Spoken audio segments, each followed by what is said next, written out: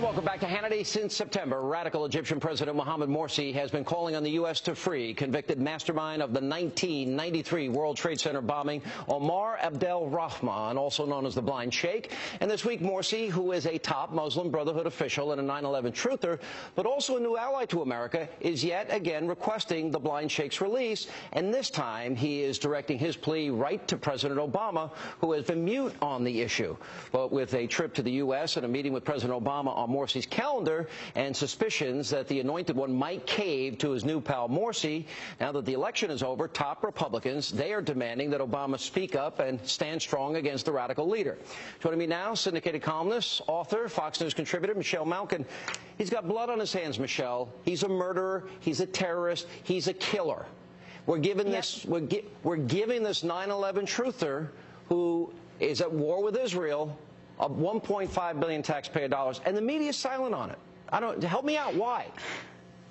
Yeah, well, the media is silent on it because Obama is silent on it. And I find his complete silence and unwillingness to outright reject this outrageous call to release or somehow transfer the murderous Blind Sheikh absolutely appalling, an insult to not only all of the families of 9/11, but certainly, of course, all of the families who lost loved ones. There were 6 of them who were killed in the 1993 World Trade Center bombing, and the thousands who were injured.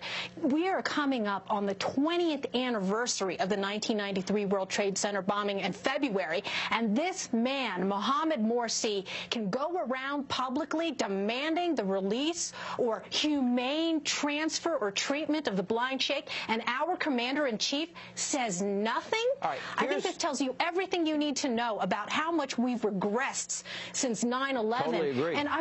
And I really, really would like to see not only more Republicans joining the call to demand that Obama outright say, blow it out your ear, Mohamed Morsi. Can we translate that in Arabic and tell him straight out, stop asking for it because it's never going to happen. But we've had some very, very wise counsel and warning from the former prosecutor who put Omar Abdel Rahman behind bars, our friend Andy McCarthy, yep.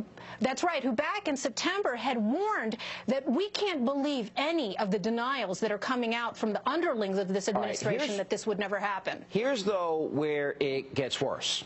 American taxpayers, everybody watching this show right now needs to understand $1.5 billion American dollars are going to Egypt, going to the Muslim Brotherhood guy, 9/11 truther. And let me play this tape that we played on the program last week. Listen to what he says about our friends, the Israelis, that they're bloodsuckers, descendants of apes and pigs.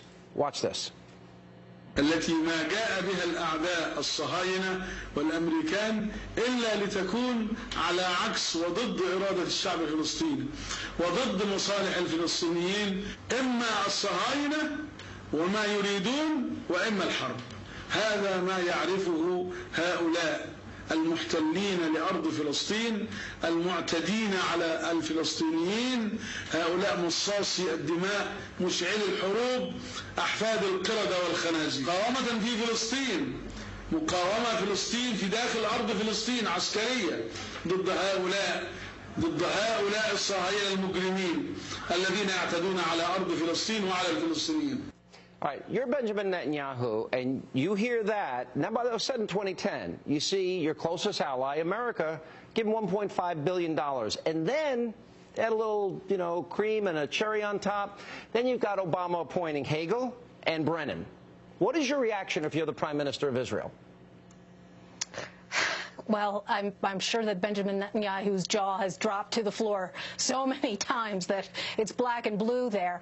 And it's not just Israel that should be worried, of course. It's every American here at home who worries about national security. It's about every American family that has a relative who's a soldier trying to fight jihad overseas while we're subsidizing the terror coddlers.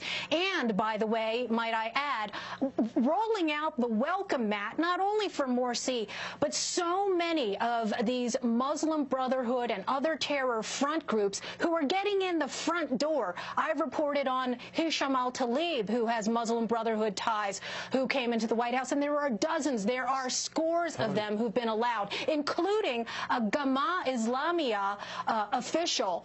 That's the terror group of which Omar Abdel Rahman is the spiritual leader of, who got a visa granted by the State Department in June, walked into the White House, talked to at least one national security advisor about what? Guess what? The possible release of Omar Abdel Rahman.